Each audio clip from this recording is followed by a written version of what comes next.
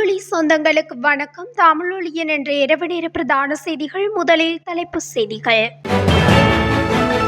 நாடாளுமன்றத்தை கலைப்பது தொடர்பில் பிரதமரின் முக்கிய அறிவிப்பு. ஜனாதிபதி ரணில் விக்ரமசிங்க விடுத்துள்ள எச்சரிக்கை. அனைத்து பாடசாலைகள் தொடர்பில் கல்வி அமைச்சர் வெளியிட்ட முக்கிய அறிவிப்பு. இலங்கையில் பெண்ணொருவர் கொடூர கொலை, சிக்கிய இரு சகோதரர்கள். மருதாணியில் திடீரென தடம் புரண்ட எரிபொருள் ரயில் சேவைகள் தாமதம்.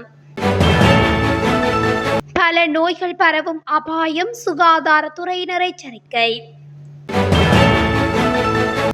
வரி தொடர்பான தகவல்கள், நிதி ராஜாங்க அமைச்சர் வெளியிட்ட அறிவிப்பு. மட்டக்களப்பில் பாலத்தில் மோட்டார் சைக்கிளுடன் தவறி வீழ்ந்த குடும்பஸ்தர் உயிரிழப்பு. காலி சிறைச்சாலையில் கைதியொருவர் மரணம். தொடர்பென விரிவான செய்திகள். மீண்டும் ஜனாதிபதியாக ரணில் தெரிவு செய்யப்பட்டால் அடுத்த பிரதமர் தொடர்பில் அவர்தான் தீர்மானிக்க வேண்டும் என்று பிரதமர் தினேஷ் குணவர்த்தன தெரிவித்துள்ளார். ஊடகம் ஒன்றுக்கு வழங்கிய நேர்காணலின் போதே அவர் மேற்கண்டவாறு குறிப்பிட்டுள்ளார். இதன்போது அடுத்து இடம்பெறவுள்ள ஜனாதிபதி தேர்தலின் போது ரணில் விக்ரமசிங்க வெற்றி பெற்றால் நாடாளுமன்றம் கலைக்கப்படுமா என கேள்வி எழுப்பப்பட்டது. இதற்கு பதிலளித்த பிரதமர் தினேஷ் குணவர்த்தன, அடுத்த வருடம் ஆகஸ்ட் மாதம் வரை ஆயுளை கொண்டுள்ள நாடாளுமன்றம் ஜனாதிபதியிடம் உள்ளது. அவர் முதலில் 2025 ஆண்டுக்கான வரவு செலவு திட்டம் குறித்து சிந்திக்க வேண்டும்.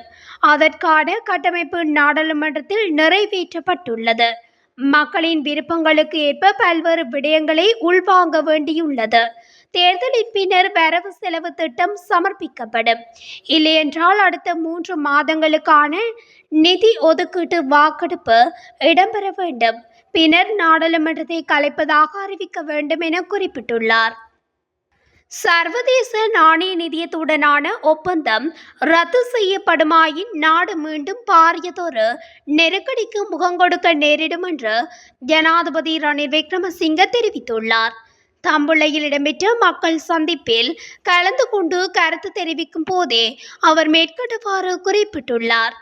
மேலும் சர்வதேச நாணய நிதியத்துடன் இலங்கை செய்துள்ள ஒப்பந்தங்களை ரத்து செய்வதற்கு எந்த ஒரு கட்சிக்கும் இடமளிக்க முடியாது எனவும் ஜனாதிபதி இதன் போது தெரிவித்துள்ளார்.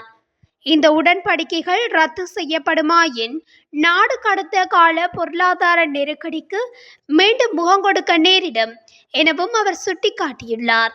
இதேவேளை குறித்த மக்கள் சந்திப்பில் முன்னாள் அமைச்சர் ஹரின் பெர்னாண்டோ உள்ளிட்ட பலரும் கலந்து கொண்டிருந்தனர். நாட்டில் உள்ள அனைத்து பாடசாலைகளும் நாளை மீள ஆரம்பிக்கப்படும் என்று கல்வி அமைச்சு அறிவித்துள்ளது. இதன்படி அரசு மற்றும் அரசு அங்கீகாரம் பெற்ற தனியார் பாடசாலைகள் அனைத்தும் இவ்வாறு 3ஆம் தவணை கற்றல் நடவடிக்கைகளுக்காக ஆரம்பிக்கப்பட உள்ளன. 2ஆம் பாடசாலை தவணை கடந்த வெள்ளிக்கிழமை முடிவடைந்தவுடன் பாடசாலைகளுக்கு விடுமுறை வழங்கப்பட்டது. இந்த நிலையில் 3ஆம் தவணை கற்றல் நடவடிக்கைகள் எதிர்வரும் திங்கட்கிழமை முதல் ஆரம்பிக்கப்பட உள்ளமை குறிப்பிடத்தக்கது. களுத்துறை ஹொரணை செரில்டன் வத்தை பகுதியில் பெண்ணொருவர் கூரிய ஆயுதத்தால் தாக்கப்பட்டு கொலை செய்யப்பட்டுள்ளார். இந்த கொலை சம்பவம் நேற்றைய தினம் மாலை இடம்பெற்றுள்ளதாக போலீசார் தெரிவித்தனர்.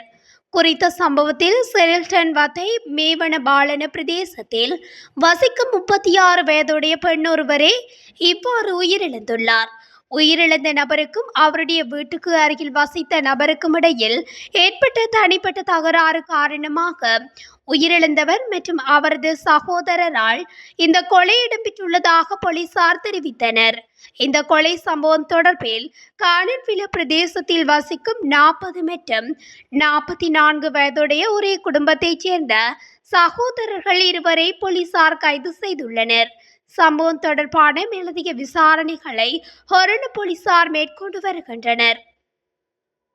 மருதாணியில் ரயில் ஒன்று தடம் புரண்டதால் ரயில் சேவைகள் தாமதமாகியுள்ளதாகவும் தகவல் தெரிவிக்கப்பட்டுள்ளது.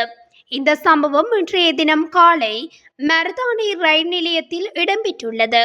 சம்பவம் தொடர்பில் மேலும் தெரிய வருவதாவது, எரிபொருள் ரயில் ஒன்று தடம் புரண்டுள்ளதுடன் இதன் காரணமாக ரயில் நடைமேடையும் பலத்த சேதமடைந்துள்ளதாக தெரிவிக்கப்படுகின்றது.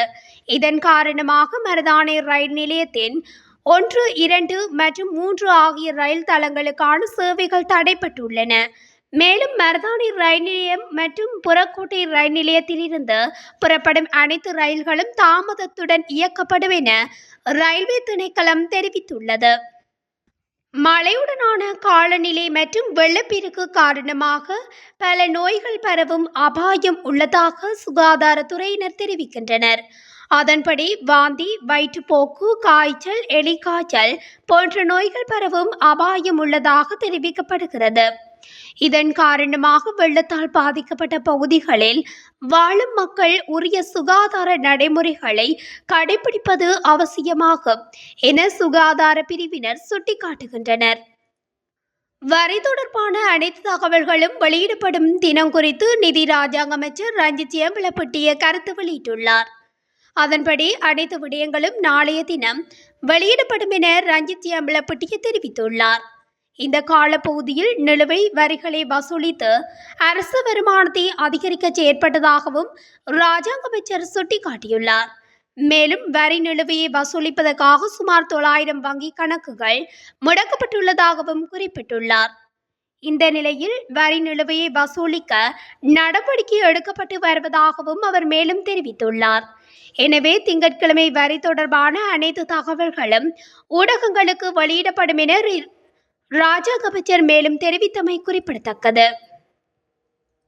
மட்டக்களப்பில் உள்ள பாலமொன்றில் மோட்டார் சைக்கிளுடன் தவறி வீழ்ந்து குடும்பஸ்தர் ஒருவர் உயிரிழந்திருப்பதாக தகவல் வெளியாகியுள்ளது.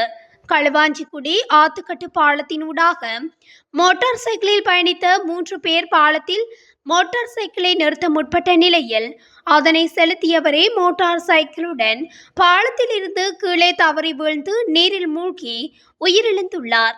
இந்த சம்பவம் இன்றைய தினம் பகல் 11 மணியளவில் இடம்பெற்றுள்ளது. குறித்த சம்பவத்தில் பழுகாமம் பட்டாரபுரத்தைச் சேர்ந்த 39 வயதுடைய 2 பிள்ளைகளின் தந்தையான ஈஸ்வரன் தியாகராஜா என்பவரே உயிரிழந்துள்ளார். பொதுமக்களின் உதவியுடன் நீரில் மூழ்கி உயிரிழந்தவரையும் மோட்டார் சைக்கிளை மீட்ட போலீசார் உயிரிழந்தவருடன் பயணித்த 2 நண்பர்களையும் கைது செய்துள்ளனர். காலி சிறைச்சாலையில் இருந்த சந்தேக நபர் ஒருவர் சுகவீனம் காரணமாக உயிரிழந்துள்ளதாக காலி காவல்துறையினர் தெரிவித்துள்ளனர். கலவரம் தொடர்பில் கைது செய்யப்பட்டு நீதிமன்றில் முற்படுத்தப்பட்டு சந்தேக நபர் பலப்பட்டிய நீதிமன்றத்தினால் விளக்குமறியலில் வைக்கப்பட்டிருந்த வேளையில் சுகவீனம் அடைந்து உயிரிழந்துள்ளதாக காவல்துறை விசாரணைகளில் தெரிய வந்துள்ளது. அவர் அம்பலாங்குட பிரதேசத்தில் வசிப்பவர் என காவல்துறையினர் தெரிவித்தனர். சந்தேக நபரின் மரணம் தொடர்பான பிரேத பரிசோதனை கராப்பட்டிய வைத்தியசாலையில் நடைபெறவுள்ளதாக தெரிவிக்கப்பட்டுள்ளது. இத்துடன் தமிழொலியின் இன்றைய இரவு நேர பிரதான செய்திகள் நிறைவடைகின்றன. தொடர்ச்சியாக இதுபோன்ற செய்திகளை அறிந்து கொள்ள தமிழொலி ஊடகத்துடன் இணைந்திருங்கள். நன்றி, வணக்கம்.